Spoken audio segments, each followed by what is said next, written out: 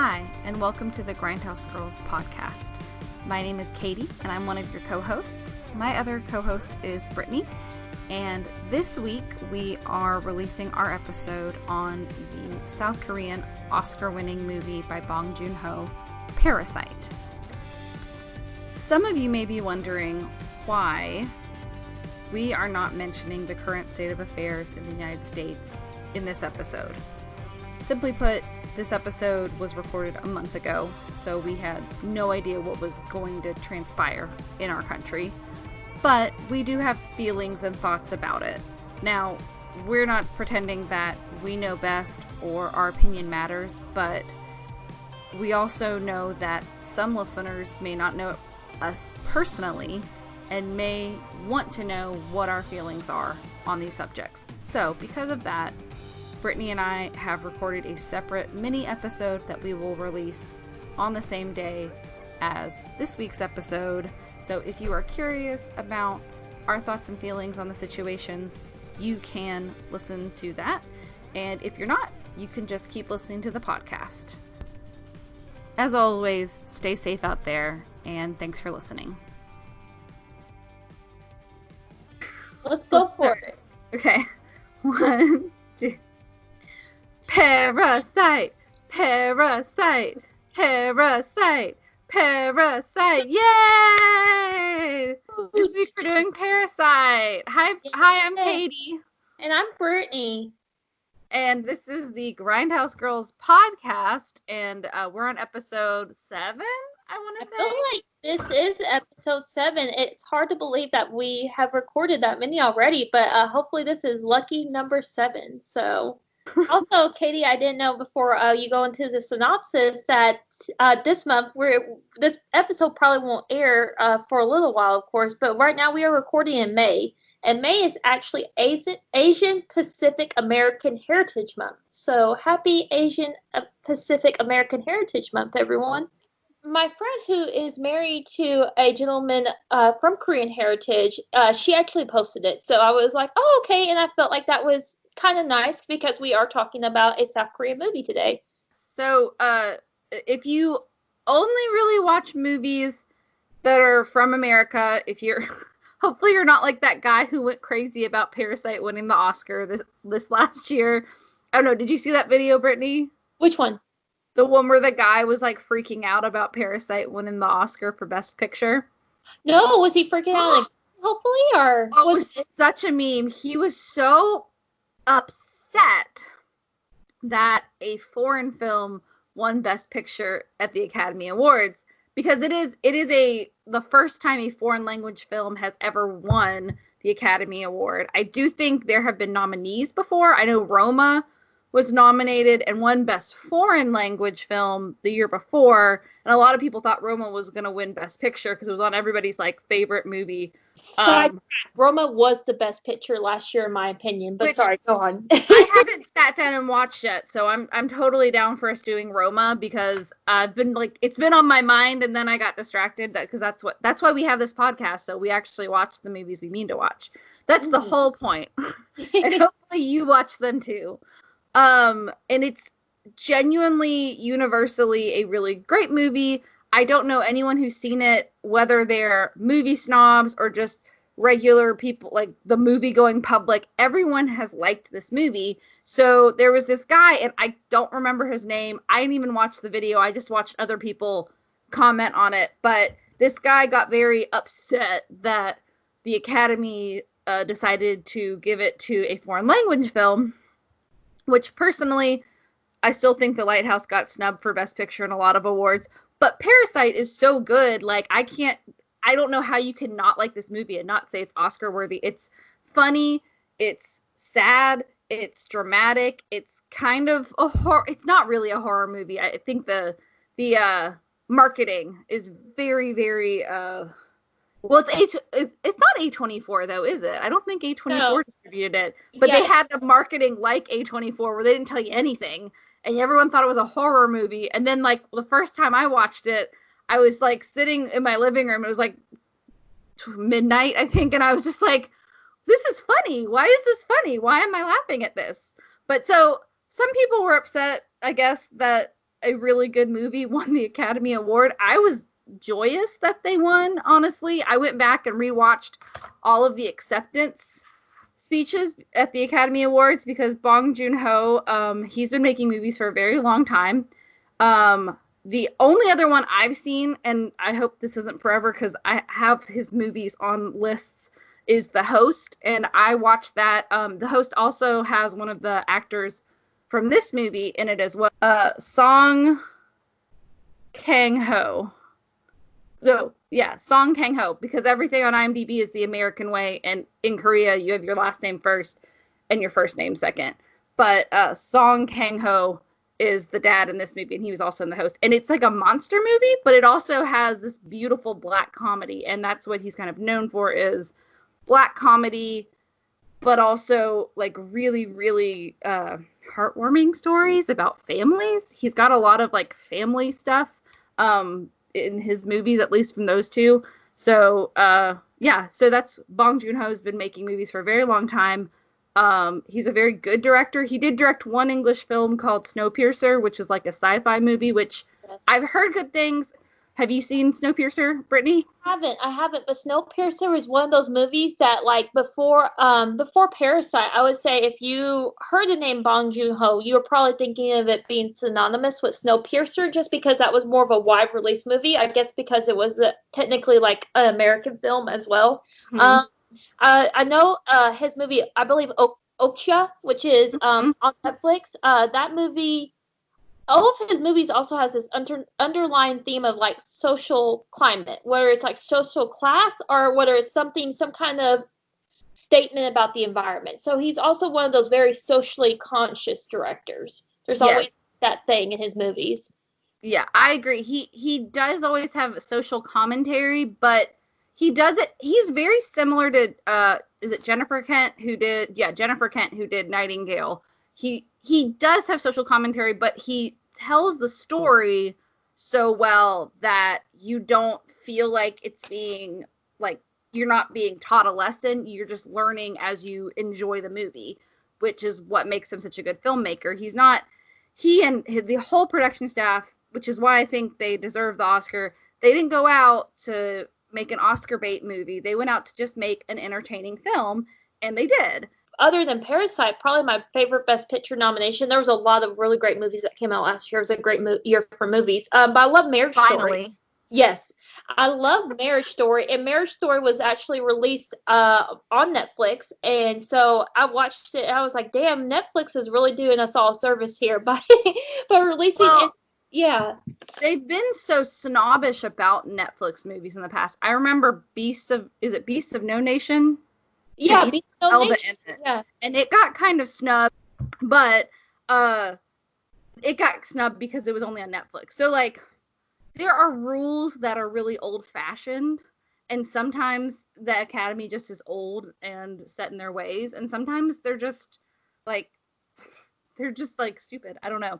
But it's just one group of people in the movie industry, and it's an American group, too. So, but I guess they are open to foreign people. That sounds weird, but they're open to people joining from other countries because I think you have to be part of the Academy to be nominated for certain things.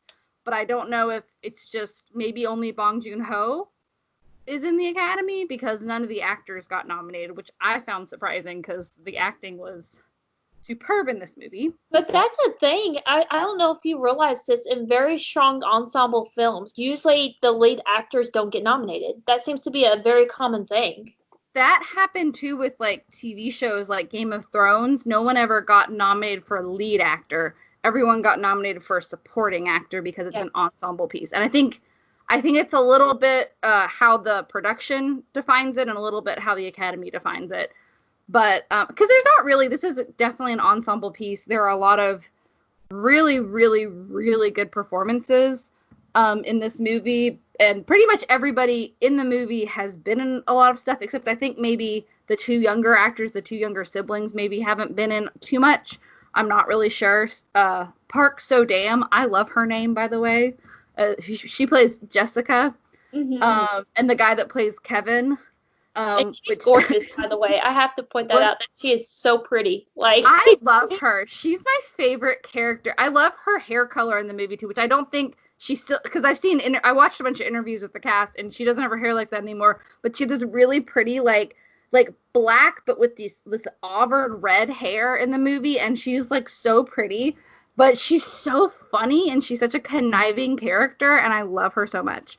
But I don't want to spoil what happens. I guess before we go, I'll probably edit some of this down because we just kept talking about the Academy. But also, I guess we have very strong opinions on the Academy. I do. I do too. It's okay. When we were talking a little bit about Parasite, I know what you're saying. Like, I didn't mean like it was a small movie, but what I will say, so when you compare a movie like Parasite, that is a South Korean film, I think even for people who maybe never even seen South Korean film before and never would really want to watch a movie that's subtitled, that's an easier movie. Parasite's an easier movie to take in than The Lighthouse is. Oh, definitely. It is definitely more universal. And in fact, when I was watching a bunch of interviews with Bong Joon-ho, and he said that I think one of the reasons why everyone is universally happy with this movie, why they connect with this movie, is, and he was kind of joking. He has a really good sense of humor, by the way. Also, I love his interpreter, and I can't remember. I had her name written down. Now I don't remember what her name was. But he has the same interpreter for like everything. She was the one that was at the Academy Awards too, I think. Although you don't really get to see her as much because she's always behind him. But whoever his interpreter is, she's really funny, and it must be a really hard but fun job because he's a funny man. But he was like, yeah, I think that that searching for Wi-Fi scene in the very beginning just makes the audience open up their hearts, because we've all had to search for the Wi-Fi before. And I was like, oh yeah, when I was like a poor college student and I didn't have money for the Wi-Fi and I was like trying to go finish my homework somewhere, I was like, oh yeah, that's true. But I guess before we really get into spoilers, let's quickly I'm going to quickly just summarize what the movie's about without spoiling anything, because I would really suggest just go see it. It's on Hulu right now, as is The Host and most of his movies, except for Okja, because Okja was a Netflix movie. So you can go see Okja, which a couple of the actors in Okja are in this movie too, either as voice actors or like the lady who plays the housekeeper is the voice of Okja in Okja, apparently. And Song Kang-ho. Oh, I keep saying his name wrong. They keep switching their first names and last names on IMDb, and I had it all memorized by how you say it in Korean, because that's what it is on a Song Kang-ho. I had his name right. I believe he's in Okja as well. He's done 5 movies with Bong Joon-ho. But anyways, Parasite is a movie. There's 2 families, the Kims, who are destitute, and there's the Park family that are very wealthy. And the Kim family forms a symbiotic relationship with the Park family, and something threatens to destroy everybody, basically. Yeah. And the question is, who is the real parasite here? And I think the name alone made people think it was a horror movie, but it's much more of a black comedy. I would say not as goofy as Shaun of the Dead, but more in that vein where it is dealing with something that could be quite tragic, but has a lot of comedy. You will, like, the first half of the movie is very funny, and it is almost like a heist movie. In my opinion, like, I was getting this heist vibe. And there's a part where I don't know if this isn't really ruining anything, but they weaponize peaches, which is probably my favorite sequence of the whole movie, or one of my favorite sequences.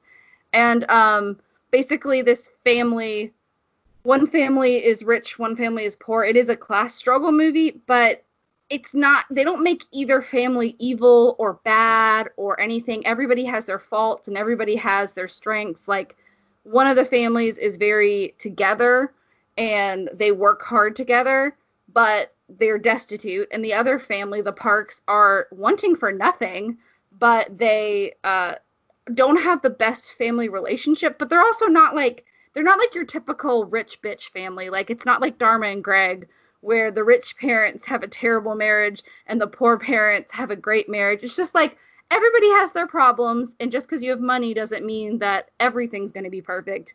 but it does help things out. So I liked the universal story, the very universal story. It's kind of like Shakespeare. It's like a kind of basic plot, but it takes it in a new direction, and it kind of lets you enjoy the movie because you kind of know what's going to happen. The camera work is superb. When they film the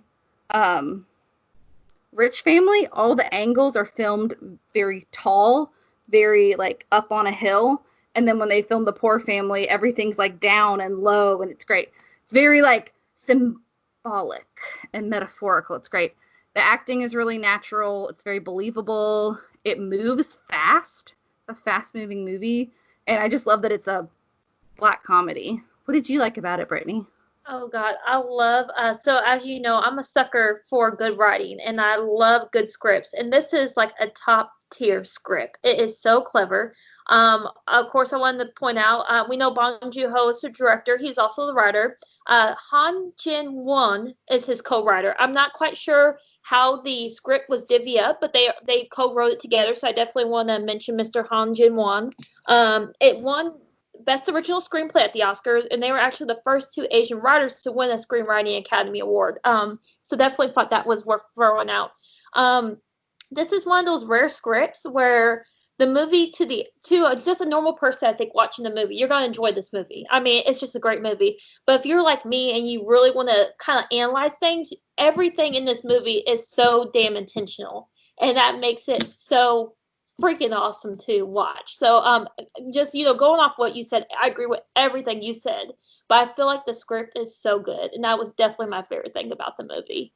Yeah, I think the script is amazing, and apparently Bong Joon-ho basically writes all of his movies, so he is one of those directors who writes and directs, but there is some time between all of his movies because like any good director that writes and directs, they take the time to really develop it. They don't just like pump one out every year. So like Jennifer Kent's like that too. So is Robert Eggers. Like all the people we seem to like, they do write and direct, which usually I find to be a bad thing. But I think when you really take your time and let it mull over and have people on your side who will tell you what you need to take out and what you need to keep, I think it can be fine. And obviously it is for them. It's Oscar winning.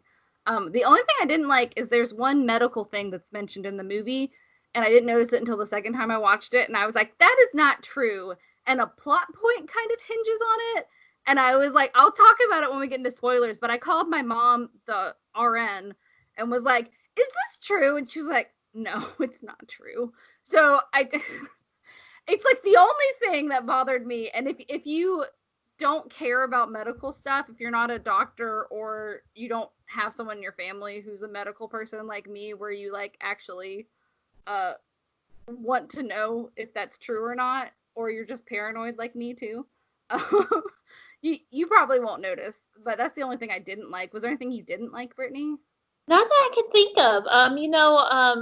I usually, a lot of the movies, unless oh God, why did I just freaking blank on one of the old movies we talk about? This is awful, Katie. I'm so sorry. Talked about Nightingale. Oh, Climax. Yeah, so all of our movies except Climax, I think I have watched twice. So I'm like, I don't blame you about Climax. Climax is a hell of a roller coaster. I even told my mom, I was like, I don't know if I would suggest you seeing it. I mean, I got a migraine after watching it. But go ahead. Sorry. No, you're good. So even watching it this second time around, there wasn't anything that like, I don't know, maybe if I watch it a third time, I'll catch something. But the first two times, I feel like I liked it. I feel like it was just a really solid movie from beginning to end. And there was nothing that I just was like, oh God, I don't like this. I don't know, nothing that I can think of. Yeah, that was the only thing that I have a problem with. And I don't want to say it because it does kind of have a plot point tied to it. It's not really that big of a deal. I was just trying to find one thing that made it not perfect, but still, I love this movie. It's great. So I think we're going to officially get into spoilers because I don't want anyone who hasn't seen this movie to have it ruined for them, because I went almost completely blind into this movie, and it was the best way to go into this movie, because if you have no idea what's coming, oh my God, the script just takes you to this place where you're just like, like you're just, your heart's racing and you just don't know what's going to happen next. And I think that is why it's such a good movie, is because the writing's so good that even though it is a very traditional story, the way it moves through that story is just so good and so satisfying. I love it. Okay, so we're officially into spoilers. Okay, so we start with the movie. Again, I love the camera angles in this. They just take us to this low window. And I don't know if you noticed this, but the second time I watched it. So the Kim family, it consists of 4 people, a father, a mother, a sister, and a brother. It's a very cookie cutter kind of family structure.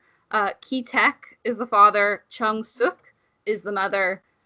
Ki Jung, or Jessica, as she's known for most of the movie, is the daughter. And Ki Woo, or Kevin, as he's also known in the movie, is the son. And basically, the Kim family is a very working class family who the mom was an athlete, and she won like a bronze medal for, I don't know if it's the Olympics or just like, she has like a bronze medal, like it's like an Olympic medal, but I don't know if it actually was supposed to be an Olympic medal. That is another thing he has in common with the host, because there's a character in the host who's part of the family that's trying to find their family member that's lost in the situation, who also is like a medalist for like an Olympic like event, and she's also a female. And I was like, did somebody in his family like win the Olympics or something? Because he's had it in 2 movies, and I don't know if I couldn't find anything that said that, but I found it interesting. So basically, they're very poor, and they can't even afford their Wi-Fi or their phones to be hooked up. And there's a great scene where they're trying to find the Wi-Fi, and they have to go to the bathroom to find it. And they're struggling to keep ends meet. But the brother has a friend who comes by, and he brings him this rock. And apparently, it is a thing in Korean culture to have these scholar rocks, and there's like 15 different kinds of scholar rocks. So it doesn't really, I couldn't see anything that said what kind of rocks they were. It's called a susuk, or a viewing stone, or a scholar stone, and it's like a 3,000-year-old tradition. But basically, it's a symbol for wealth. And his friend comes by, brings him this stone that his grandfather said, hey, bring it to the Kim family because they're struggling. Maybe it'll bring them some wealth. So he has this big stone. It's kind of a symbolic thing. Like, you see it all throughout the movie, and it plays a pretty big role in the final part of the movie. Yes. And I was wondering if we could touch upon, and you maybe were about to touch upon this, but also, of course, we see their apartment, and like you touched upon, like, it's not a good situation. They're kind of a very impoverished family, but they have a semi basement dwelling. So they're kind of living in this literal, almost like apartment below ground. So they're literally below ground. And I didn't know if you ran across this kind of research in this movie, but I feel like this would have been lost on us as Americans. So semi-basement apartments were created, actually. Well, the actual apartments below these buildings were created to protect against potential attacks from North Korea. So that's why they were created. And then there was like this boom in South Korea, and it was literally so hard. It was like people were being put out of their homes. There was just no real places to dwell. So the government was like, well, shit, I guess we need to open these semi-basement dwellings. So all these people suddenly were living in these basements. And the sucky thing about these basements is, like, they're, like you see in the movie, there's bugs everywhere, and they only get about 30 minutes of natural sunlight. And so, I mean, those are the type of things that I feel like as Americans, we're like, oh yeah, they're living in a crappy situation, but no, like in South Korea, they're living at literally the bottom of the barrel situation. So I thought that was really interesting. Yes, it's very symbolic. There's also the fact, I love this, when they write the original like the Korean title for the film, they write it on almost like you're writing, like, you know, when people like write "wash me" on a car window that's dirty, like it writes on like that, like such attention to detail. But it is, they're like at the very bottom of the apartment in the basement. And basically his friend, who's about to like go to America or something for a couple months, is like, hey, will you tutor this little rich girl from the Park family for me? And the friend is like, I'm going to ask her out when she graduates from high school. And so basically he asks the Kevin. I'm just going to call him Kevin because it's easier for me. He asks Kevin, which is the name he gives the family when he goes to work for them. He asks Kevin to watch his potential girlfriend, who's still in high school, to tutor him because he thinks it's the safe bet. It's like when you ask your best friend to take your girlfriend out while you're gone. You know, that's safe. It's not safe. So basically, apparently, it is very important, at least he thinks so, that Kevin have a college degree. So his sister, who's very smart, both of the children are incredibly street smart people, but they're not educated. They don't have the means to go to college. And there's this whole struggle in the movie between people that have the means to go to college and can be successful in life. And then there's people who are smart enough to get great grades in college and would succeed. Everyone in this family, well, the parents are pretty smart too, but the kids are incredibly smart. You know, they just didn't have the means and the opportunity, which kind of sucks. But they could succeed in the real world if they were given the chance. So that is definitely a social commentary. But basically, she forges a college degree for him. He goes and interviews at the Park family, and the Park family is also a nuclear family. There's a mom, a dad, and 2 kids. And so there's Dong Ik, or he also goes by Nathan Park, because there's like a poster that says Nathan. And then the mother's, and I'm gonna try to say this correctly, but her name is confusing me, Yeon Guo. And then Dahae is the daughter who's in high school, and Da Song is the son who's like, he's obsessed with Cub Scouts and American Indians, which I thought was a funny little point, like just a little cute thing running through the movie. He keeps like shooting arrows at the housekeeper and stuff. It's hilarious. And they're like a mirror of each other too when you think about mom, dad, daughter, son, which is really cool. Yes. Yeah, it's very like they are like complete mirror of each other. So they start Kevin starts working for this family. He gives them a fake name. And then the mother is like, oh, like my son. This was one of my favorite scenes. She's not very bright. The mom of the rich family, Mrs. Park, is not super bright, but she's like sweet and she really cares about her children. But she's kind of one of those like stupid rich wives. Like, do you get the feeling too that she had like some kind of substance abuse issue? Do you get that feeling? I totally wrote that in my notes because she was like, the first time you see her, she's passed out on the garden table and she's just like completely passed out, and the maid has to like clap and wake her. It's a great scene. And Kevin's just like, what the hell am I getting myself into this? I don't even know. And I love it. But basically, she's not very bright, but she hires Kevin almost completely because his friend recommended him and she really liked his friend. So she's showing him her son, Da Sung's artwork, and he's like, oh, is that a chimpanzee? And she's like, oh no, it's a self-portrait. And the comedic timing is so good because he just doesn't miss a beat, and he's just like, oh, of course it is. Yes, it's brilliant, quite brilliant. It's great. It's just like these parents who just think their kids are brilliant even though they're idiots. But Kevin's like, oh, I have a friend, Jessica. She's an art therapist. So then he gets his sister to be the kid's art therapist, and she's like the best at conning everybody. She's so good. I love Jessica in this movie. She's so good. And then basically they con them into having the dad and the mom work for them as well. The dad becomes the chauffeur, the mom becomes the housekeeper, and they're loving this. They're like getting tons of money. They're all employed. They're doing a really good job at their jobs. They're all succeeding. But something throws a wrench into it, and it just goes completely off the rails. It's great. So I don't know. I guess we'll say what actually happens.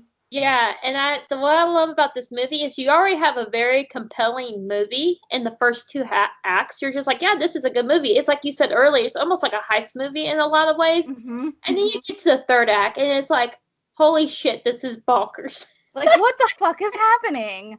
I was like, what's in the basement? The worst part is when so the housekeeper this is the best part.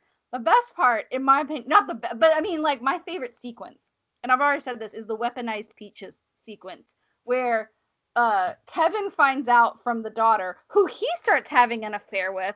By the way, I had to Google I had to Google South Korean age of consent because I was really confused because Kevin's like what, 19 at the youngest. He's 19. He's out of high school. Yeah, and but not he's college age, but he's not going to college. And I'm not for sure because and I think too, Katie, would being a huge anime fan. I'm a little bit more familiar with Japanese culture than I am South Korean culture. I know in Japan you take your college entrance exams. You can only do it once a year. So, and they mentioned he failed his college entrance exams 3 times. So for me, I would think he would be at least 20. Like, wouldn't that be right? If you graduated at 17? Probably, but I was looking, so I looked, I was like, I feel like Onision Googling age of consent. I mean, if anyone knows Onision, oh God, oh, the cringe. I'm trying to figure out, is this like a grooming situation? Is it legal for him and the daughter, Dae, to be in a relationship? Because I was like, she seems like she's like 16, 17, so not, she's in the middle of high school. Yeah. But not out of high school, and she still has a couple years to go. So also, I will say this too: we don't see them having sex. We see them hardcore making out a little bit, but maybe they're not having sex. Exactly. Yeah, I don't think they were having sex. I think he actually is waiting to sleep with her, or I don't know if they're even going to sleep before. I mean, I don't want to like to say, oh, they're definitely going to sleep as soon as she turns 18. But that is kind of what grooming is. Yeah. So if you just like wait for someone to turn the age of consent, technically, I think that's grooming. But in Korea, I looked it up because I was just curious because it bothered me watching the movie. I was like, is he like, because I have a lot of sympathy for both families, but I was like, I don't know if he's like grooming children. I don't know if I can have sympathy for him. But basically in South Korea, until 2020, so until this year, so when they filmed the movie in 2018, 2019, the age of consent was 13. Wow. Because when Japan had they had colonial rule over Korea for a long time, and Japan's age of consent is 13, which it's bonkers to me. I think maybe they've raised it, but I know it was 13 for a very long time because a lot of anime shows would have these very young girls in relationships with older men, and I was always like, that's weird. But culturally, it's not. So I don't know. I know what I was like at 13, and I don't think I would have been mature enough to date a 20-year-old, but agreed. Whatever. Yeah. Culture is different, and I'm not trying to judge anybody's culture. But anyways, they raised it to 16 in 2020. But basically, from what I can understand, I could be wrong. If you have relatives in South Korea, or if you're in South Korea and you're listening to this, please correct me if I'm wrong, because I'm just trying to understand it because I was curious. If you're between 16 and 19, it's fine to have sex. It's not statutory rape. But if you are over 19 and the person's under 19, it's statutory rape. And if they're under 13, it's always statutory rape, even if they give consent. So, so not, I don't think illegal. Yeah. When they filmed it, but maybe now it might be vaguely illegal. But I find it interesting that the girl had the same kind of relationship with both men tutoring her. Back to what happens. So to get rid of the housekeeper, they set this up so beautifully, by the way. The housekeeper has been at that house since before the Park family lived there. She was there when the architect who built it was living there. Like, he built it for himself. And so she knows the house. The mom actually says, oh, she knows the house way better than we know the house. Like, she's who you should ask about everything. Well, while Kevin is tutoring, the daughter says, oh, I wish we could have peaches. And he's like, well, why don't you just have some peaches? And she's like, oh, because the housekeeper is allergic to them, and so we're not allowed to have them.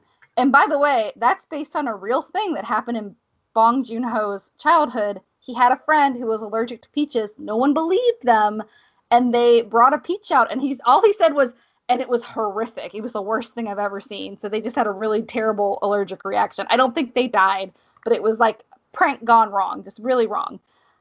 Anyways, Jessica, it's a beautiful sequence. They have this beautiful like classical music going, and it's like you just see like Jessica picking up one from the supermarket, and they get the peach fuzz and they just like throw it at the housekeeper, and they do this whole thing where they make her start coughing because that's what she does when she has an allergic reaction.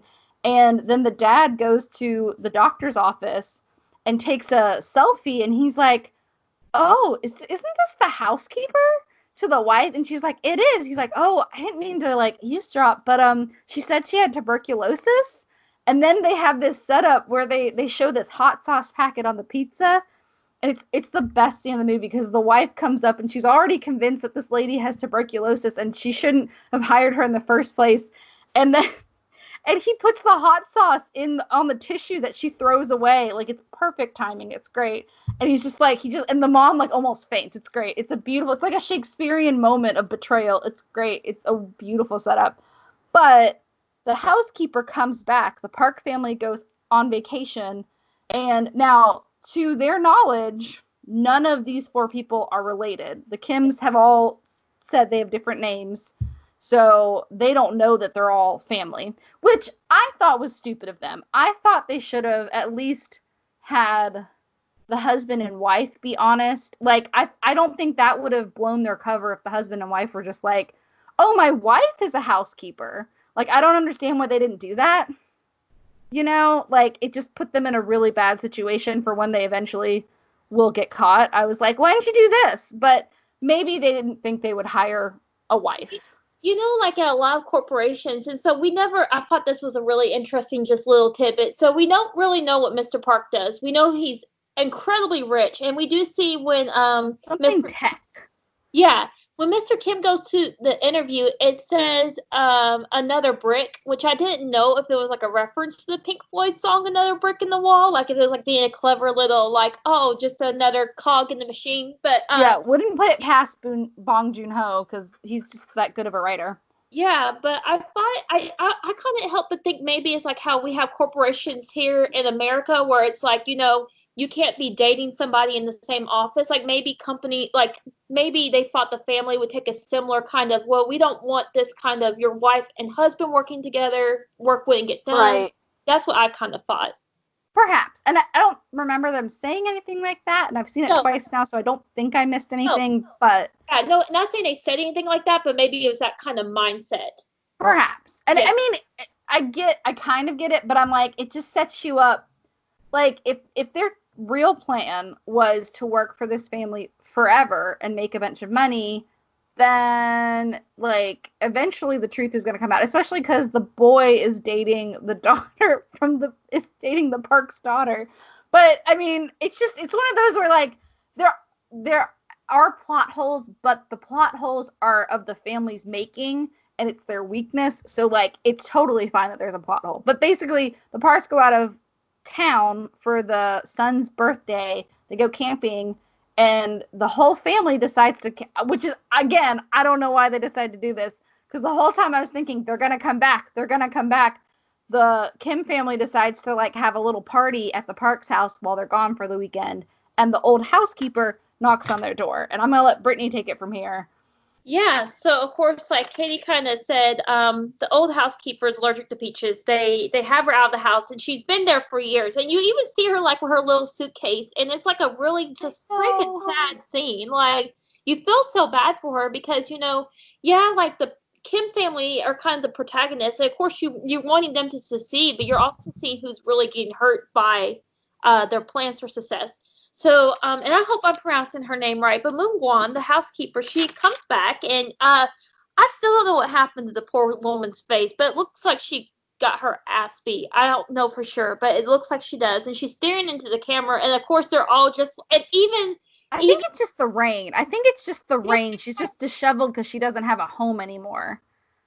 I think because she hits her face when she's trying to open the door, and then her face is bleeding.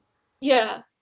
I don't think it's bleeding before she tries to open the door unsuccessfully in the basement. Maybe that's I think she's just all messed up because it's raining and she's like worried about what's in the basement. Yes. If you haven't seen the movie yet, don't listen anymore. Just go see it because this is the part where it takes a 180 turn and it gets off the walls, but it gets great, and I don't want to ruin it for you. Go ahead, Brittany. Sorry. It is on Hulu. So I mean, if you have Hulu, you can watch it. But she comes back, and I think it's like fascinating because of course, Mrs. Kim answers the video monitor, and she sees her, and she even turns to her family, and Kevin goes, "This, there's not a plan for this. Like, there's no plan for this." Mm-hmm. And so they're just because the whole time Kevin's been like, "This is the plan. Part A." He and his sister concoct this whole thing, and they're very meticulous. And then all of a sudden, there's no plan.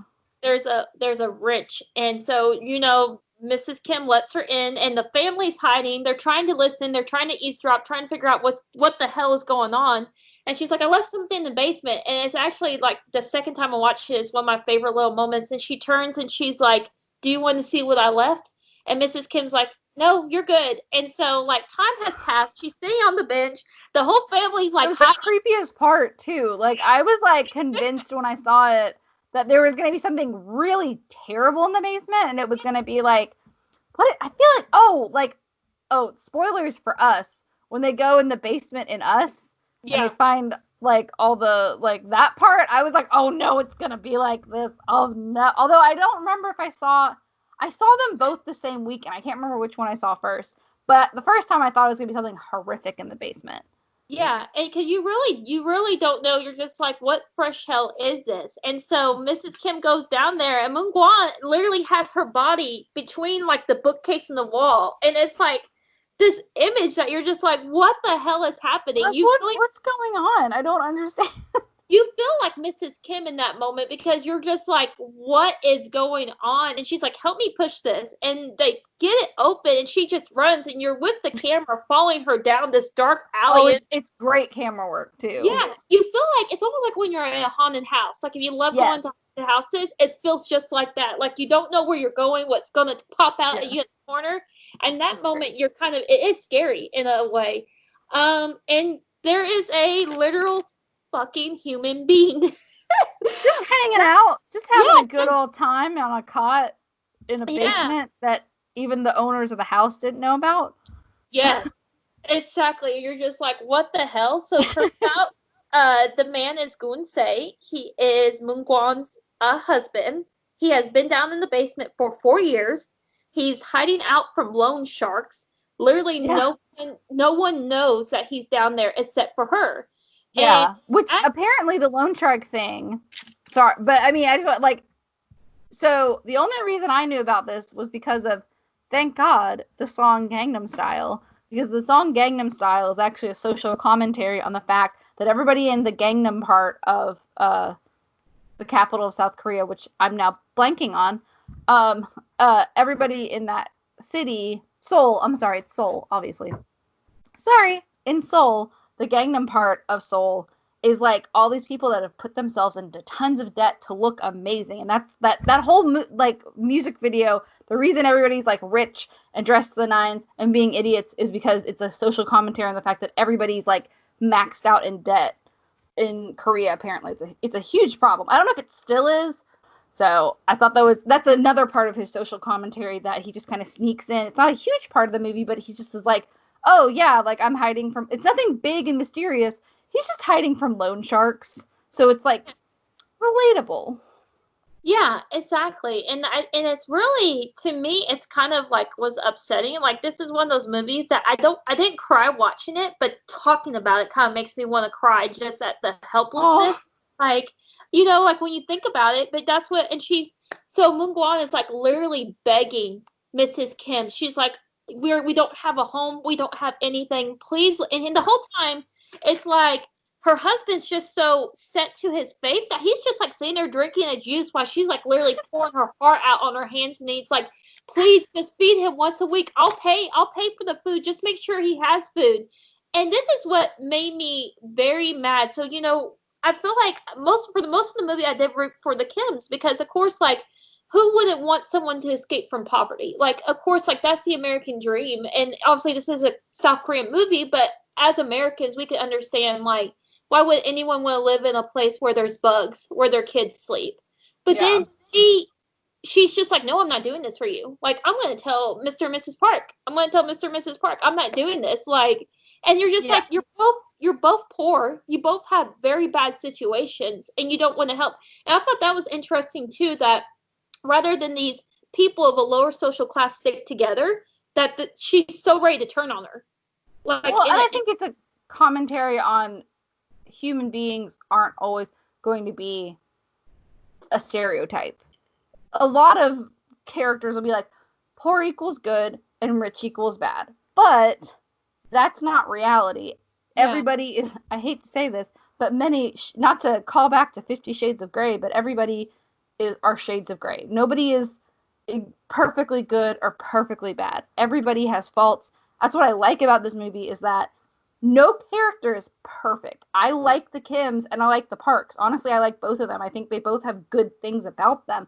Of course, the Kims, because we're seeing most of the stuff from their perspective, we're gonna like rationalize with them. We're gonna have a kindred spirit with them because they are the main family. But I think the Parks are perfectly nice people, especially for rich people. They're not complete assholes. They're a little classist, they are, but they're not terrible people. They honestly very much like, especially Jessica and Kevin, especially the kids. They're very much like, almost like they invite them to their kid's birthday party. They're like, come be part of the family, come be here. Like, they're really not, even the daughter, like Kevin asks her, like, do I even fit in this world of like all these rich people? And she's like, of course you do. Like, they're not terrible people. It reminds me of people that I've interacted with that are on a higher like wealth level than me, but are nice people. And maybe sometimes they're like, I don't shop anywhere but Whole Foods, and I don't understand that because I can't shop at Whole Foods every week.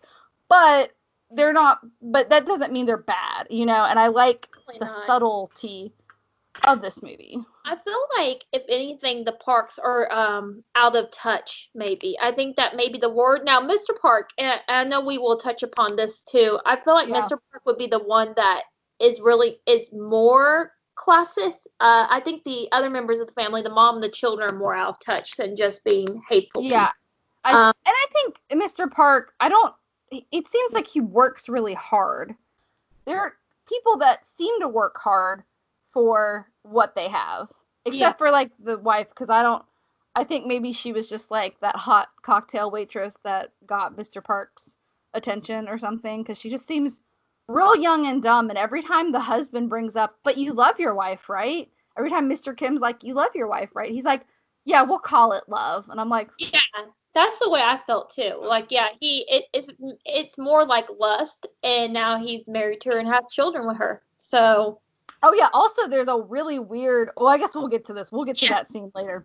Anyway, so the housekeeper is begging for them to help her.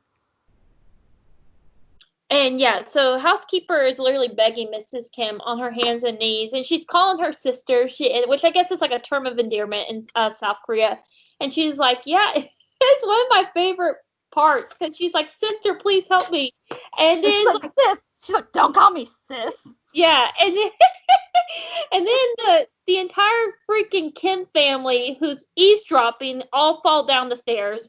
Yeah, like, guys, like, stay away. Like, I get that they want to know what's going on, but come on. They're calling each other, like, he's like, oh, Dad, I think I hurt my arm. And, obviously, the housekeeper gets out her phone. She starts filming everything. And Mrs. Kim's like, oh, sis. And she's like, don't call me sis, bitch. Oh, my God. And I was like, oh.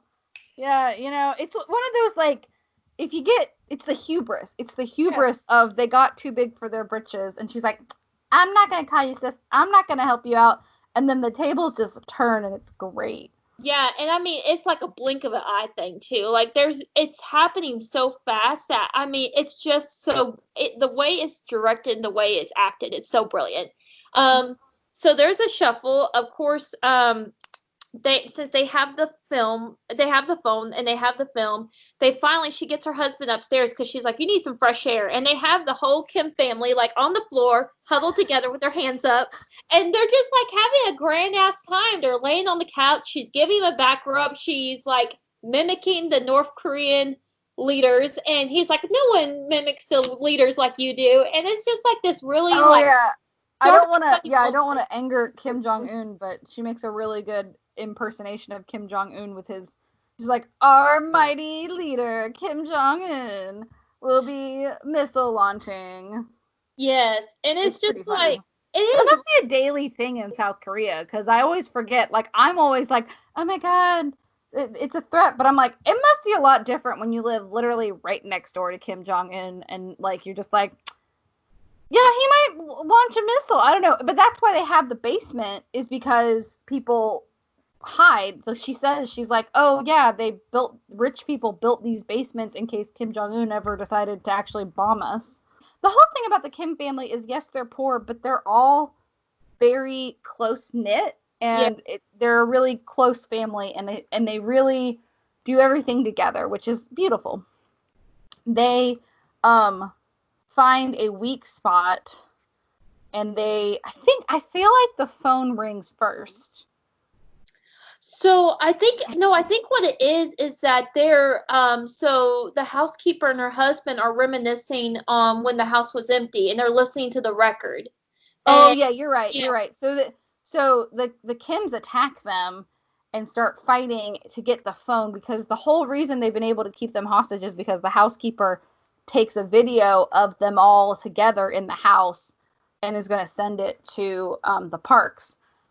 So they like wrestle the phone out of her hand, and to get her to stop fighting them, they take a peach and they just like, I love it. They take a bag of peaches and just like drop it all over her, and she just starts having like an allergic reaction to it, like a really bad one, because like before it was just peach fuzz and she was barely, like, she was coughing really badly, and this is like 5 peaches on her face. yeah, and Jessica's really like rubbing one on her. Oh yeah, like she's like, it's great. It's a beautiful piece of cinema. It's not a great thing to do. You shouldn't rub allergic things on people's faces. That's not a good thing to do. But the Parks call and say, hey, we're on our way home because it's raining, like the camping, so can you make us this noodle dish, which they call it ramdon in the English subtitles, but it's actually, I think I already said this, chapaguri, or chapaguri?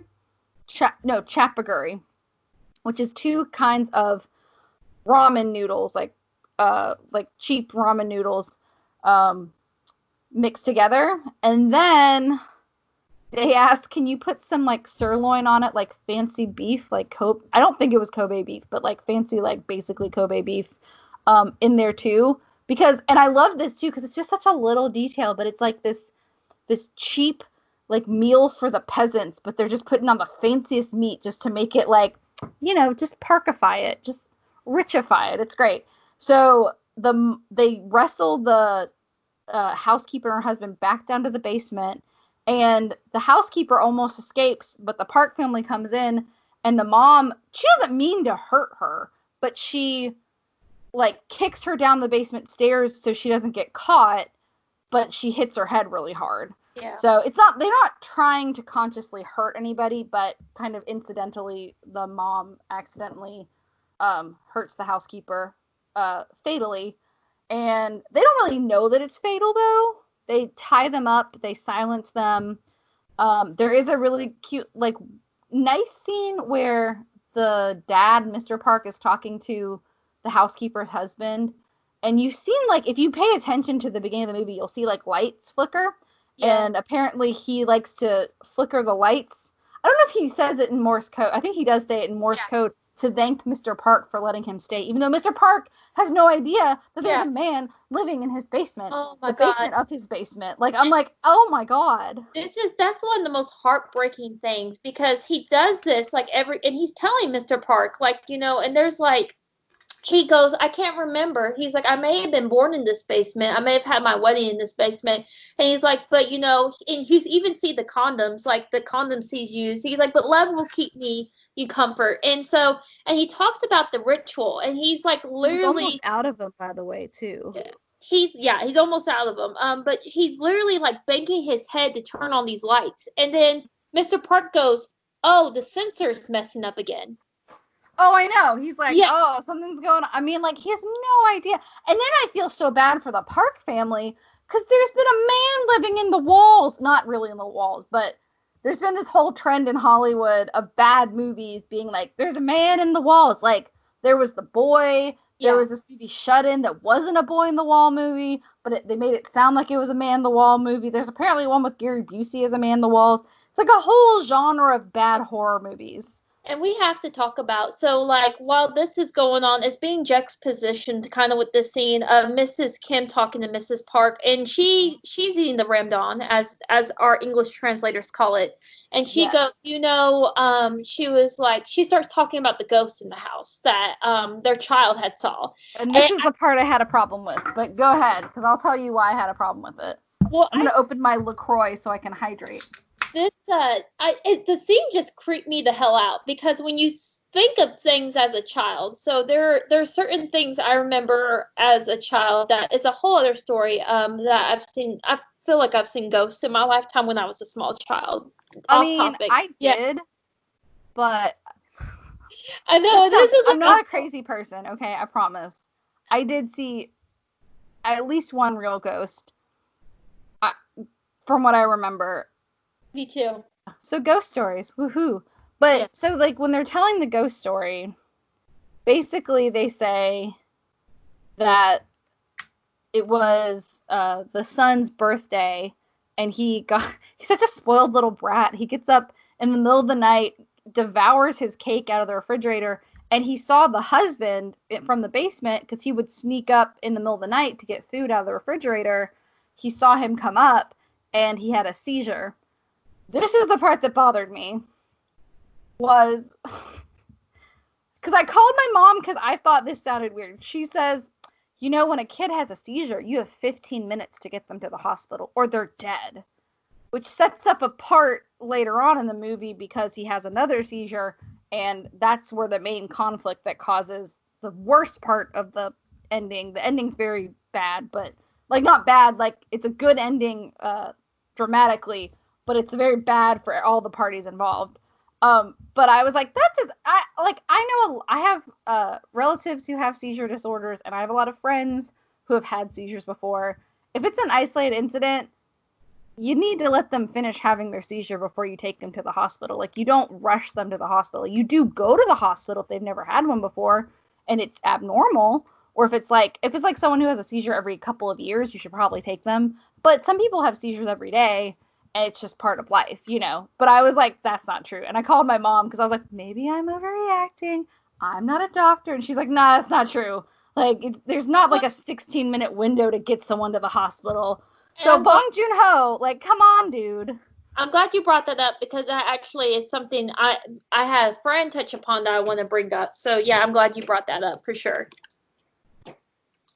Yeah, I was just like, what? That was the only thing that bothered me about the movie, was I was like, you don't have to get somebody, like, you don't have to do that.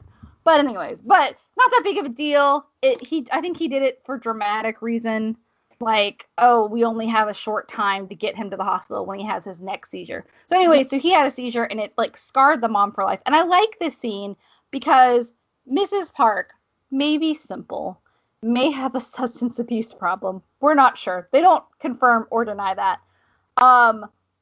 But she genuinely cares about her children. She has like panic attacks when she worries about them. Like throughout the whole movie, like she wants to like sit in on Jessica's first art class with her son, and Jessica says, no, you don't need to be in the room. And she's like having a panic attack while she's waiting for him. She's like wringing her fingers. She's so freaked out. She's very fragile nerve wise. And she puts on this front of like, I'm tough, but she's really not. So I do feel for her because she's not a bad person. She really does care about her two children. And I think she cares about her husband, but their relationship doesn't seem to be as close as the children's relationships are with their individual parents. They definitely have almost an arrangement in their marriage because, yeah, they are sexually attracted to each other. But when she finds out falsely that the housekeeper has tuberculosis, she's like, don't tell my husband. I don't want him knowing that I hired someone who has TB.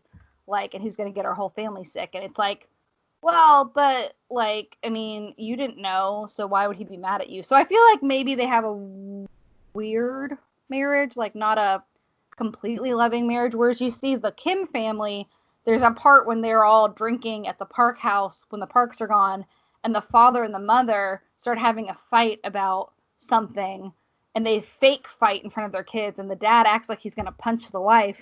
And the kids are like, what the fuck's going on? And the wife and him just start laughing hysterically. They're like, oh, we almost had you there. Like, they have these little inside jokes, and they know each other so well inside and out that they can set up this elaborate joke without, like, even having to talk about it.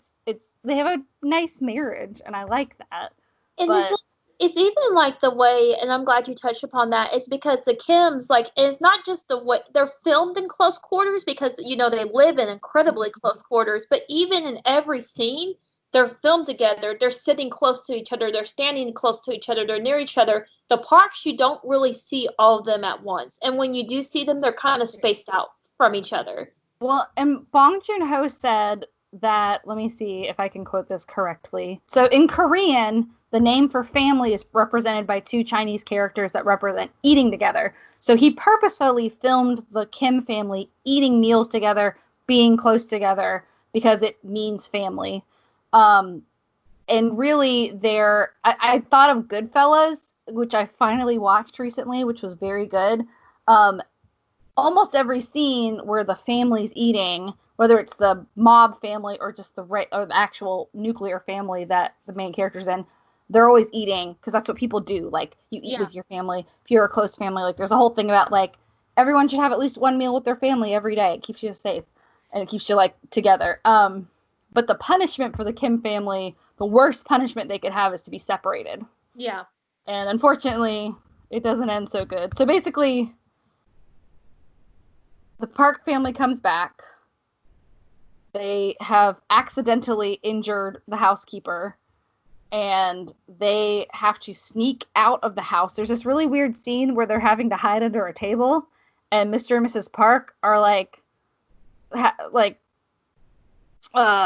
having some sexual hanky-panky time on the couch. Okay, can we also talk about, though, what's upsetting? So I know you, like, mentioned earlier, like, okay, I know this is digging deep, but I feel like Bong Joon-ho is one of those directors and writers that everything has a meaning. So I thought it was interesting because, one, of course, their child is obsessed with Indians, and it's not like a Native American cultures. They keep saying Indians. And so, you know, when we think of Native Americans, they have, like, it's a very sad history behind those groups of people, and it feels novelized. Like, the child is just, you know, like, it's a fun thing for him. Like, it's not like he cares about the history of the people. It's just like, you know, and they make jokes about, like, oh, we ordered a tent from America, and so, like, it's a novelty for him. Well, and also, like, he's in the Cub Scouts, and that is a big part of the Cub Scouts. Yeah. So, and not really the Girl Scouts as much. They don't really.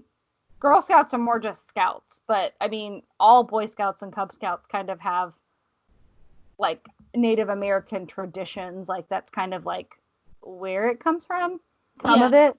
Also, they bring the Cub Scout thing back to the very end of the movie, which I loved. Yes. Great. But the sex scene, did you get this too? Because, of course, you know, earlier in the movie, they get the chauffeur fired for making it look like he was having sex in his car. Oh, and yeah. Jessica leaves her panties in the car. It's great. Yeah, and they're just like, oh, it's probably she was doing it for drugs. Like, you know, they, like, whisper it.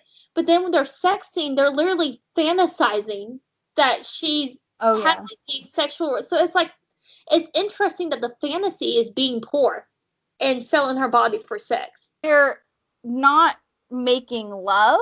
They're there for each other's pleasure and lust. Like, they don't, like, and everything's like, ooh, are you wearing those dirty panties? Do you still have those panties? Like, it's very lustful. It's not, I'm not saying you can't be in love and not, like, have foreplay where you talk about dirty panties. Again, no kink shaming, but I think it's interesting, which we don't see, like, the love life of the Kim parents, but, like, it is weird that they, like, you would think, I don't know, they could have gotten a blanket and had sex under the blanket, you know, I don't know. I feel like there's something to be said there. I don't know if I'm reading too much into it. It is a very, like, graphic scene, though. I mean, like, I was like, oh, like, at first I was just like, oh, okay, like, are they gonna, oh, okay, like, it was a lot of just, like, he just, like, sticks his hand down her shirt, and then she just, like, sticks her hand down his pants, and I'm just like, okay now, all right. It just comes out of nowhere, because the movie hasn't really been sexual at all. Yeah. And then all of a sudden you're just like, I mean, but it's fine, because, like, they're in their own house. They don't know people are hiding under their coffee table. Yeah. Like, they're in their own house. And I love the part where before the Parks get home, the Kims are talking about how, you know, I could be as nice as the Parks, because they're like, well, the Parks are very nice people. And then the mom's like, I could be as nice as Mrs. Park is too. If, you know, I had that money. Money irons out all wrinkles in life. Like, money just makes everything smooth. Like, they acknowledge that they're not perfect. And they're like talking very realistically and not very nicely about the Parks. Then the Parks don't know that the Kims are in the same room as they are. And they're kind of talking about, oh, Mr. Kim kind of smells like old people, like radishes, like a poor person. And they all kind of smell the same. All these poor people smell the same. Like, it's like what the subway is. And the wife's like, I haven't rode a subway in like 30 years. And it's just like, they're not saying this to their face, but it's like the things that you say about people, even people you like. Yeah. Sometimes you say things about people you like that are very judgmental when you know they're not listening. So they didn't try to do something rudely, but they disrespected them all the same. Yeah. And it's very interesting. And they finally do escape, but I think this sequence is great. So they actually built all of the sets, and they built the poorer neighborhood inside a water tank because they flood the neighborhood that the Kims live in because there's this huge rainstorm, and they have to like descend down all these stairs, and they finally get to their neighborhood. And there's a joke in the beginning where they're like, oh, the street exterminator's coming, leave the windows open because they'll exterminate all the bugs in our apartment. It's a really funny, just kind of throwaway line, but they left the window open in their apartment and it's flooded now. And it's just really sad and then like the rock is one of the, like they saved the rock or whatever, which is very symbolic to the sun. And then they still don't know, they honestly aren't aware that the housekeeper is dying in the basement. And then this whole sequence starts where they all have to go spend the night in a gym. And they're like, what the fuck are we going to do about the two people in the basement? And they're like, you know what? Let's just go back. Let's talk to them. Let's see if we can work it out. So they're trying to go back to being normal, like trying to be good people. They're like, let's just talk to them and maybe we can let him live in the basement. And they don't know that the housekeeper is dying. Mrs. Park is like, oh, let's throw the son a birthday party since our camping trip got ruined. And that's a great sequence because they start noticing all the cracks in their relationship. Like, Mr. Kim is just like Mrs. Park is just like making all these phone calls about like, oh, darling, come here. Yeah, oh, you're going to sing at the party? Great. Oh, we're going to have this champagne and blah, blah, blah. And he's just like getting like more and more frustrated with the differences in the social classes. Yeah. And it just gets worse. She even makes a thing like, oh, you know, it's a blessing that we got rained out because the sky is so beautiful and clear of pollution. And like, what was a minor inconvenience to them literally has destroyed lives. Because they physically live where it didn't matter. It didn't matter that it rained at their house. And when the Parks are living at their house, the Kims are living at the Parks' house, it doesn't matter to them until they get home and they realize their entire home has been flooded. Like, they were playing in the rain before that. Tensions are so high, too, because, of course, their home is basically ruined. And then there's also the people in the basement that they have to think about. So it's like, you know, of course they can't just kind of sit back and relax, enjoy the party, and just get a day's pay. It's like there's all these things going on. And they set up that feeling so well about, like, something's going on in your life that you can't talk about at work, but it's in the back of your mind, and it just colors every situation that you're in at work. Yeah. So I like how he built that up, where you were just like, it's like if anything bad happens in your life, and you have to go to work in the middle of it, and you're just like, but it doesn't leave your brain. Yeah, and it's like you said, they can't even talk about it with their employers or anything because the employers have no idea that you know 3/4 of the family spent the night in a gym. And then they have to get clothes from like the gym, like people donating them, which they got. Jessica got a really cute dress, by the way. Yeah. I don't know how she found that adorable dress in like the donation file, but good for you, girl. Yeah, she's looking beautiful. But they're setting up the party. The guests are starting to come, and of course, Kevin is talking to his high school girlfriend, and like you kind of touched upon earlier, you know, he's having these thoughts, and this whole night he's holding this stone to his chest, and he's just, you know, he's thinking about the people in the basement, and he goes, do I really belong here? And she's like, yeah. And he's like, so he goes to the basement, and he has this stone. And I really think he's meaning the stone to be a peace offering, like, you guys are in this poor situation. Yeah. I thought he was going to go there to kill them, because he's like, the dread in his face is just like, I have to do this terrible thing. And see, I thought he was, because they were so unfortunate at the beginning, his friend gave him the stone. I thought he was going to give the stone to them because he saw it. And I thought he was guilt ridden over what happened, that like they tied them up and everything. Oh no, I mean, and it's okay. I don't think they've said what you're supposed to think. I mean, that's the good thing about Bong Joon-ho. Bong Joon-ho. He does have, like, he did say it is a commentary on modern capitalist society and like the disparagingness of classes. But it's more about family, and you can take, like, there's a specific part of the ending that he's like, I mean it to be this way, but I don't think you absolutely have to define it. Yeah. Like, he's one of those directors that he's like, I saw it this way, but if you see it another way, it's okay.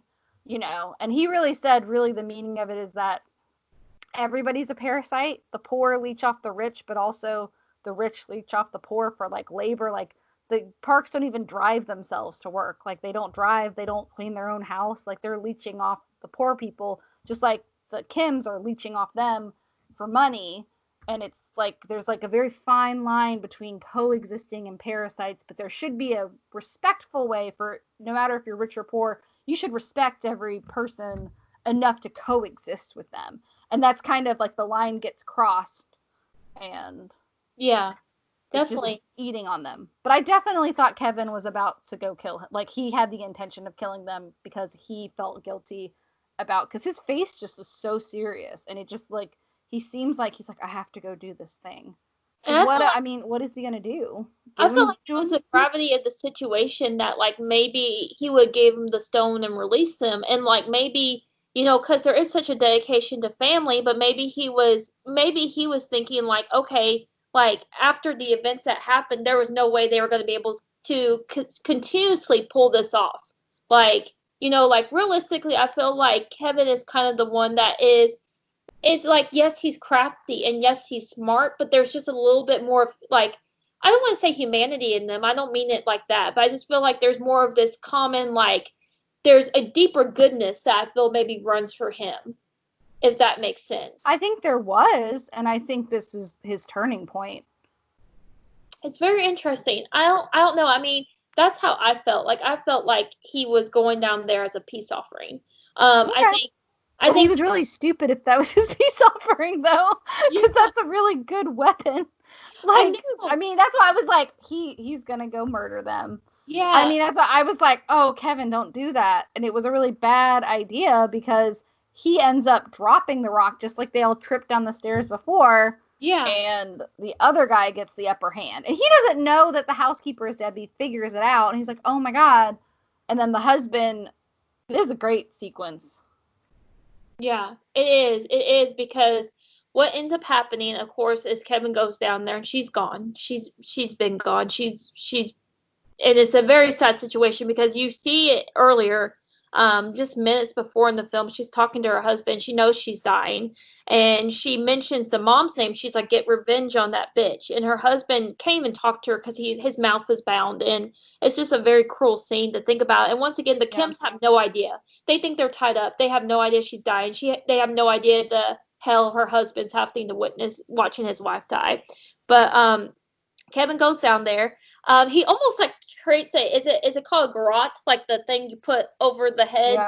Yeah. And so he almost gets him that way. And then Kevin gets up the stairs, but he follows him and he takes the stone. And of course he bashes his head in. Not once, but twice. Yeah, just to make sure. Like, the once wasn't enough, he picks up the damn thing and throws it at his head again. Yeah. And there's tons of blood. And I was like, oh, Kevin's dead. Kevin is dead. That was my exact thought too. I was like, holy fuck, he just killed him.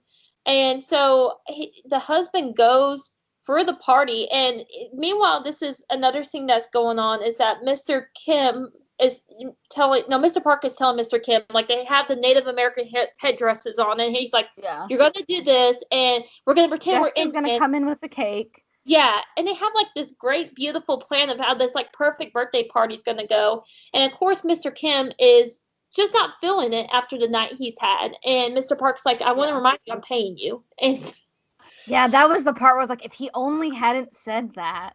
Yeah. Like, dude, come on. But in Mr. Park's defense, Mr. Kim keeps bringing up the fact that you love your wife, though, right? Yeah. And he's just like, I think he doesn't. He does care about his wife, but I don't think he's in love with his wife. And I think he's like, please stop reminding me that I don't have this great love with my wife, you know? And it annoys him. And I mean, that's not a reason you should hurt somebody, but I think if he just hadn't said that, like, just shut up, Mr. Kim. I don't know. But also I get where he's coming from. Yeah, and these men are just, like, on each other's nerves, I think, at this point, too, a little bit. But, of course, also, side note, I love how I'm not the first person to make this observation, but I noticed it. Someone else, I feel like it was the Red Letter Media review of this movie that I saw. As soon as I saw the movie, I went back and watched it.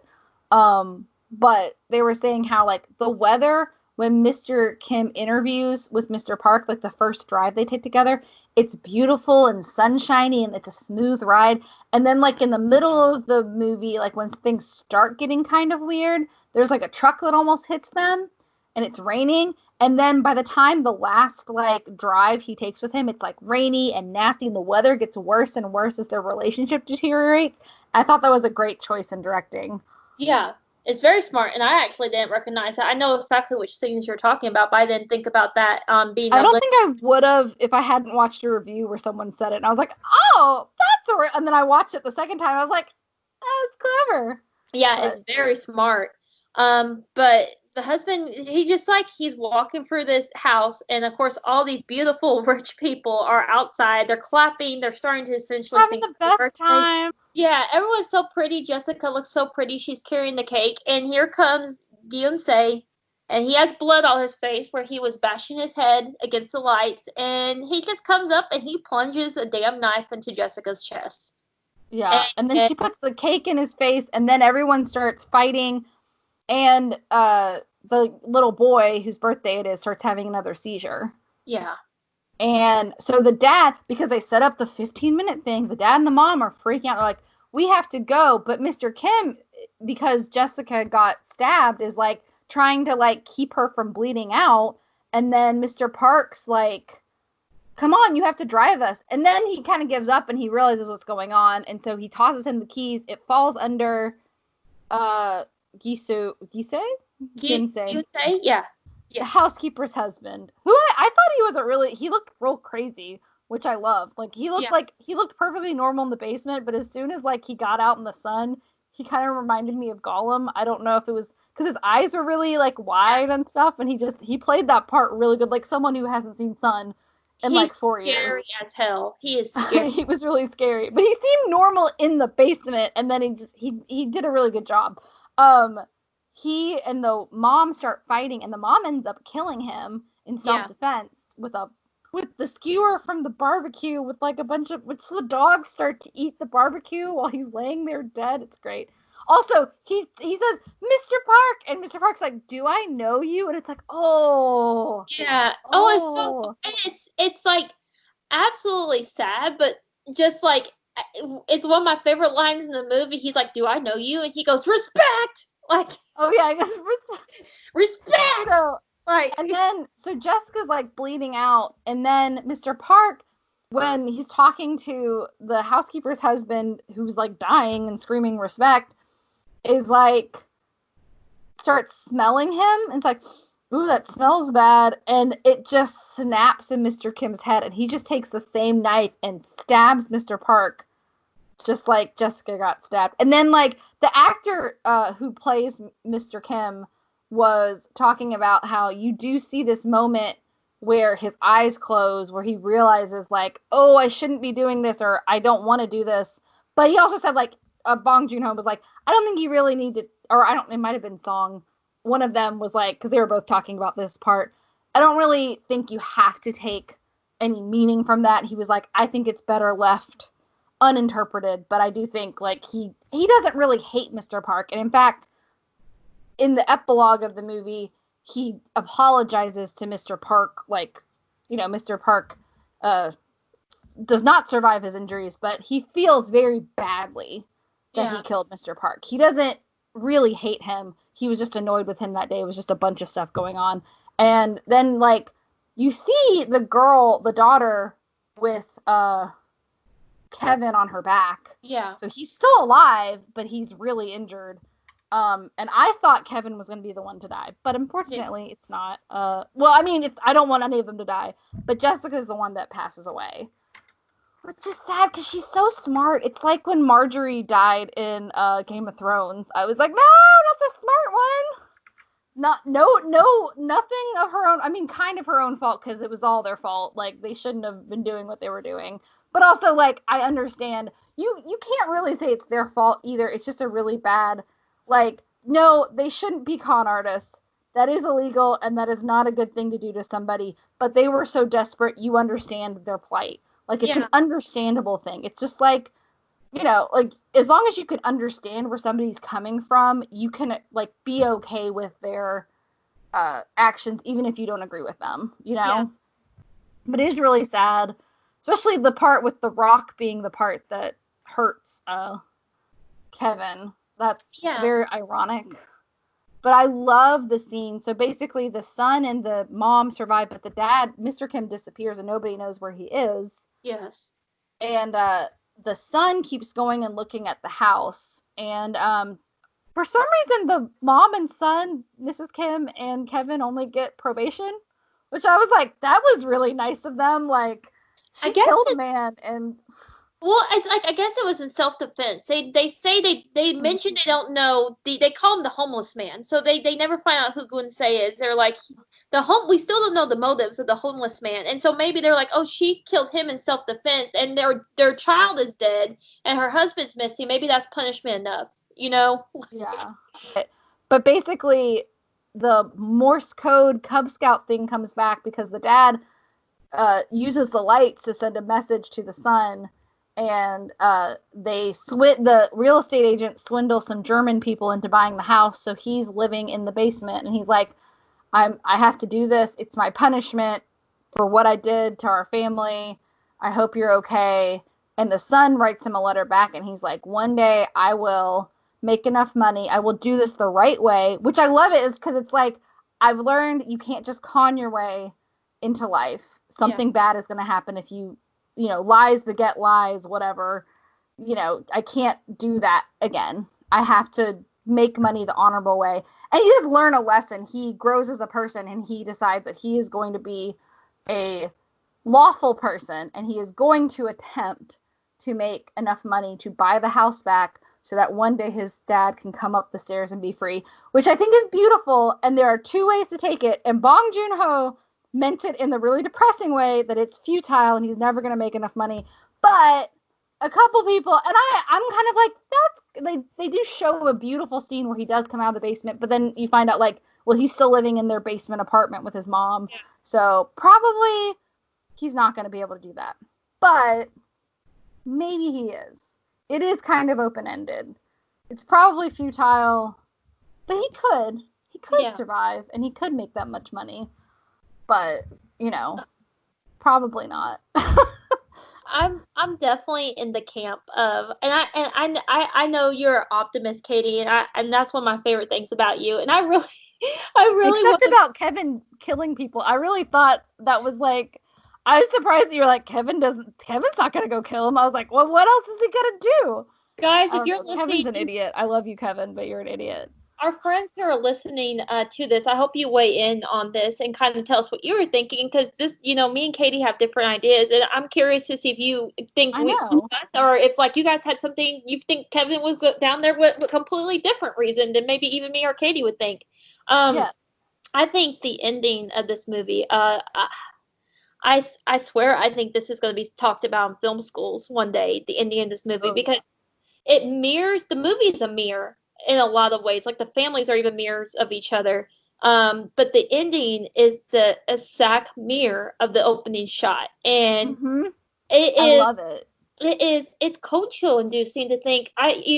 Fast Car by Tracy Chapman is one of my favorite songs, and I love that song, and it deals with generational poverty, and this is essentially what this movie is touching upon, because his parents lived in this situation, and he's probably doomed to live his life in this situation with no chance of getting out of it. Like, but I hope not. Like, I don't know. Like, I'm not saying he's gonna be. I kind of was like, oh, it's a little bit of a cop out, Bong Joon-ho. Not because like I liked the ending where the dad comes out of the basement. I was like, oh, it's a beautiful scene and like the way they did it. But I think it's more realistic to end it that way. And that's what Bong Joon-ho said. He said, yeah, I could have ended it with that scene and it would have been really happy, but I don't think that's realistic. And I don't think, I mean, I'm not saying he couldn't do it, but I don't think it's going to happen. But I do think that, you can take it either way. And I mean, the character, it doesn't end with him, his life. So like he still has many years to live. The father still has many years to live. He could get him to escape somehow. I don't know. Yeah. I think there's other things that could be done. But I do think it's a nice ending because it is open-ended, but it gives you both endings there. Like, you can choose to believe either one. Yeah. But I'm giving you both endings. You choose which one you want to believe in. But he doesn't force it down your throat. It's not like, it's depressing. Life is nothing. You can't get out of poverty. It's like, maybe you can, but probably don't con your way out of being poor. Like, it's probably not going to end up real good. It's just too many lies, man. Like, and I love the part where, like, in the beginning, when he brings Jessica, which, I mean, her name's not Jessica, but I just like calling, they have this great scene where she's like, Jessica, Illinois, your cousin. Like, I mean, of course, I'm going to pick up what they say in English because that's my native tongue, but it's just a cute, like, they have everything down packed. They're like, I'm your cousin, I'm from Illinois, which is, I love that they think Illinois is like this amazing place in, like, in America, because if you've never been to a country, which I don't know, maybe they have because they're pretty rich, they could have gone to America, but you don't, like, Illinois and Ohio, to most people that don't live in the United States or have never been to the Midwest, it's like the same place, most people would say. Indiana, Ohio, Illinois, they're all kind of the same thing. They aren't really, but people would, just like people think Georgia and Alabama and Mississippi are all the same state. They're not. They're very different, but if you don't live in the South. But I love that, like, we probably think, oh, it doesn't matter what city in Korea you're in, it's Korea. But I'm sure Seoul is a whole lot different than the countryside of Korea. And even, like, different neighborhoods are probably completely different. But you don't know that, if you've never been to that country. So I like that little touch where they're like, oh, she's from Illinois. She went to school in Illinois. I was like, I mean, it's not like she went to, like, Juilliard or something. She just went to school in Illinois. Like, it's probably like a community college, which I didn't look up the college that she went to. But I loved all of that stuff. I loved Jessica. She was so conniving. I loved where she, like, had the plan with the panties. Like, the driver keeps asking questions like, oh, you want me to drive you to your house because the driver's suspicious of her? And she's just like, oh, I'm going to nip this in the bud. And she just leaves the panties in there. And I thought it wasn't the driver was suspicious. I thought he wanted to hook up with her. Like, he was like, oh really? Yeah. I thought she just was like, he's asking too many questions. I thought it was. I don't think the driver was actually a bad person. I think he genuinely, like, the housekeeper genuinely cared about the family too. Yeah. Like, she was still texting the little boy after, like, she got fired. Like, she actually cared about them. I think that's the great thing about this movie is nobody's 100% good or bad. Everybody has good things and bad things, and that's more true to life. And I think that's why it's interesting. And I do love, I mean, just, I even like, I love music in movies, but I don't always pick up on them sometimes when you get really invested in the actual action. But I think the music in this, there's so many, like, sequences where there's just classical music and there's action happening where they're setting stuff up. And that's where, like, I love it. It's almost like a heist movie, but, like, just like a better heist movie. I don't know. Yeah. Like, it's just really good. And I just, and all, like, everything's great. And they're, like, rehearsing their lines. It's great. I love it. I did since you brought up music, I didn't know this until after the second time watching it and reading up on the movie. So did you know the ending song of the movie is actually sung by the actor who plays Kevin? And it honestly It loosely translates to 546 years, which is how long Bong Joon-ho calculated it would take Kevin to save up to buy the park house. Oh, I think I did hear something about that, but I didn't realize he was the one that sang it. Let's see. Is there anything else we want to talk about in the movie? I'm looking over my notes. I think we've kind of gone over everything. I did watch a lot of interviews with Bong Joon-ho and the cast.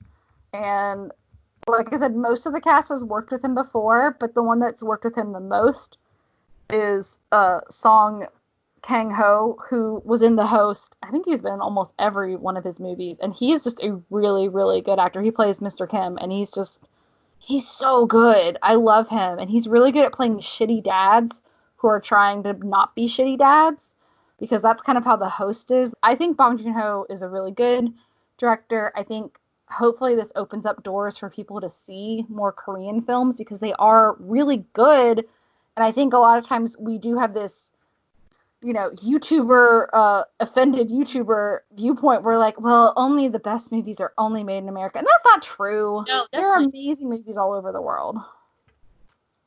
I would definitely agree with that. And and I think this film is going to open a lot of doors. And I'm really, really excited about that.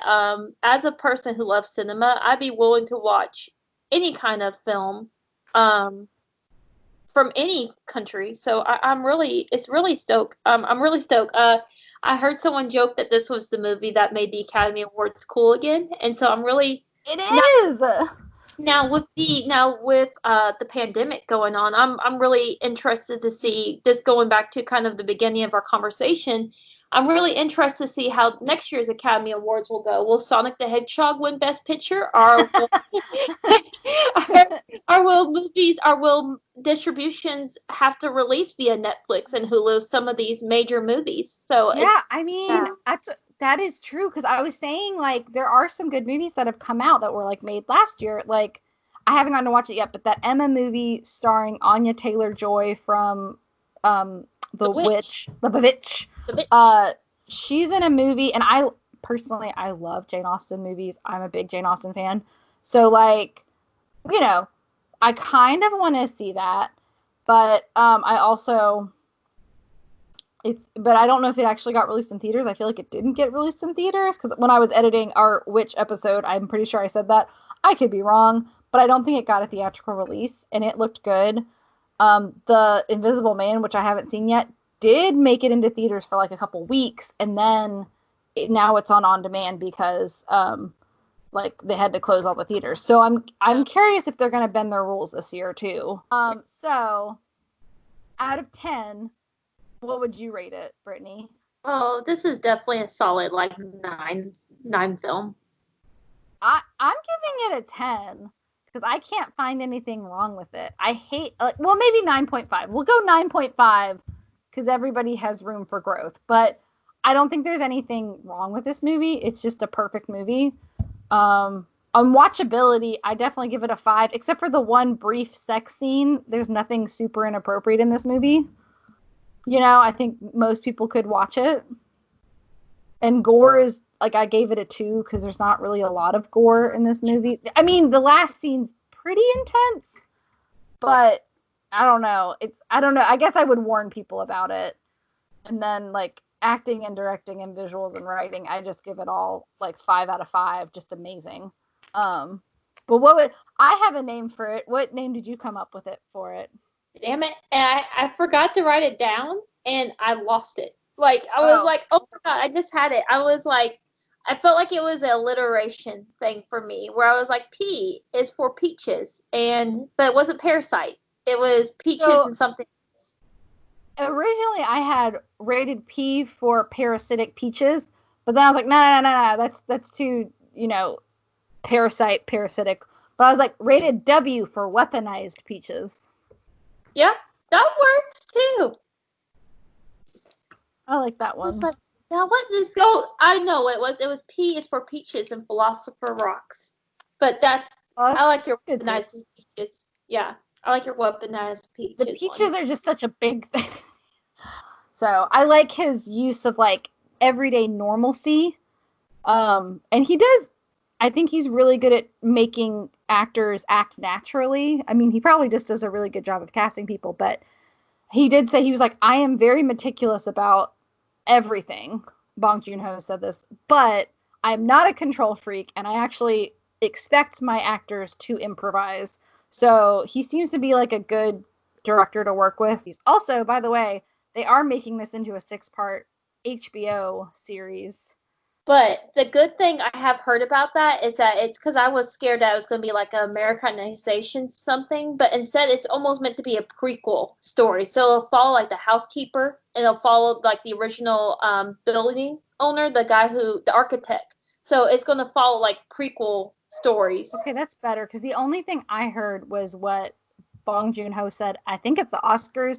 Somebody interviewed on the red carpet, and they were like, oh, so you're going to have a 6-part miniseries? And he was like, yeah, but Adam McKay is doing it. And Adam McKay has produced things like Dead to Me. I don't know if you saw that. I saw the first half of the first season of that on Netflix. Yeah, Linda Cardellini and Christina Applegate are in Dead to Me. And it's like a very darkly comedic TV show. So he has produced things like that, but he's also Will Ferrell's writing partner for like Anchorman and Talladega Nights, which I love those movies, but I'm like, if that's his writing style, I don't know if he's writing it or if he's just producing it. Yeah. I'm kind of worried about that, if he's going to write it like Talladega Nights. I hope not. I hope there's no spider monkeys in it. So I'm a little bit worried. But hopefully Bong Joon-ho will be involved. I don't know. It seems like he takes a long pause between movies because he seems to develop, like he started developing this movie in like 2013, and apparently originally it was going to be a play. Like he started writing a play. Yeah, which I was like, no wonder everybody is so well like configured, because like that's like when you write, I mean, I'm sure you do it when you write a movie, but I feel like when you write a play, at least maybe it's because I've never written a movie and I've only ever written plays, but you do get a lot more into character development because you're limited to like your scenery and your sets, so you have to focus more on character drama than you do focus on like an action sequence for most plays. So, you know, I feel like maybe that's why it's such a good character drama, because that's really what this movie is. So what, Brittany, it's your turn to pick a movie. Okay. Let's do one. Oh God. I'm kind of leaning towards Fight Club. Just because it's not completely lighthearted, but I feel like it's a little bit more lighthearted than some of the other movies we've seen. And I also, it kind of be going back in the archives a little bit, since it's a movie that came out in 1999. So we're going to watch Fight Club. Woo! Fight Club! For the next episode. I've never seen it. Brittany's seen it before. And it is... Go ahead, Brittany, sorry. First rule of Fight Club is you don't talk about Fight Club. So I guess we don't talk about it. But we're going to talk about it next week. So... And second rule it has Edward Norton in it. Sounds perfect. Yeah, I'm so excited about Fight Club. I'm excited about being on all different kinds of apps at this point. So hopefully you guys can listen to us. Katie, I'm so excited because this is going to be Katie's first time watching Fight Club. And this is like a movie that I literally watched with my dad when I was 11. And I can still like quote. You can still quote, Katie, once you see it, there's just certain live dialogue that you'll say it like the characters, because you're just like, it gets ingrained in your head so fast. Well, and I'm not a huge Brad Pitt fan. Like, I don't hate Brad Pitt. I've never been like a Brad Pitt stan, but I stan for Edward Norton. Like, I've never seen anything with him in it that I've been disappointed. So I'm excited because this was like a really big film for his career. And this is like a cult classic movie at this point. Like, I feel like you'll still talk to young men all the time that when you're like, what's your favorite movie? It will usually Fight Club will always get the list of most men I know. Like, and it's a good movie. It's a good movie. I think there's a lot of people who don't like it for reasons we'll discuss. But I mean, to me, I've always found it a fun, solid movie, in my opinion. We're trying to cover more like movies that have like strange things going on that don't get a lot of press. So I like that we talked about Parasite and Fight Club, but I do think, I mean, probably our next movie is going to be something a little darker, but it's been kind of a shitty time for everybody. So we were trying to do stuff that wasn't going to depress everybody, because I still feel bad about making us watch Climax, even though I'm glad I watched it. It's still like a fucking miserable movie. It's so weird, and still gave me a headache. So anyways, with that being said, we're going to stop recording now. Anyways, we're going to go. We've been recording for like 3 hours, so we'll have we had a lot to talk about with Parasite. We did get off topic, but not as off topic as usual. Yes. So I'm sure we'll have like an extra episode or something with this one to be like, yeah, here's everything else we had to cut out, because this was a movie that had a lot to talk about, but that's the kind of movies that are good to watch. So follow us on Instagram, rate us, like us, subscribe to us if you like what you hear. And if not, tell us what you don't like, because we love feedback. It's okay. We can take it. We're adults. Yeah. You're used to feedback, so. Yes. And give us movie ideas, because we have a long list that we want to go through, but there may be something that we haven't heard of yet, or we want to talk about what you guys want to hear about too. Like we want people to want to listen to it, because I know I watch a lot of reviews because I want to see a movie and maybe I can't see a movie, like maybe it's not accessible to me, so I will watch that, or like I just want to know what's good and what's bad. And you don't have to agree with us. It's totally okay if you don't agree with all the points that we say about different movies. Like me and Brittany disagree about stuff. That's fine. Yeah. Art is subjective. Yeah. And it's cathartic. So if you guys like see a movie, and my favorite type of movies, my favorite movie recommendations is like, I have friends who are like, I saw this movie and it made me cry, or I saw this movie and I can't stop thinking about this scene. And those are the type of movies, as a movie lover, I love. Like, I want to hear like your guys' favorite movie moments. If you can give it to us without spoiling too much of the plot, like tell us these type of things, because I love this connection that we have through this wonderful, beautiful art, for sure. Yeah, I think, and movies are just, they're fun, and they're a good distraction from life. So let us know what you want us to watch next time. And from everybody here, go watch some movies, and we love you guys, and thanks for listening and watching. And thank you guys. You have a great night. We can't wait to talk to you next week. Bye. Bye.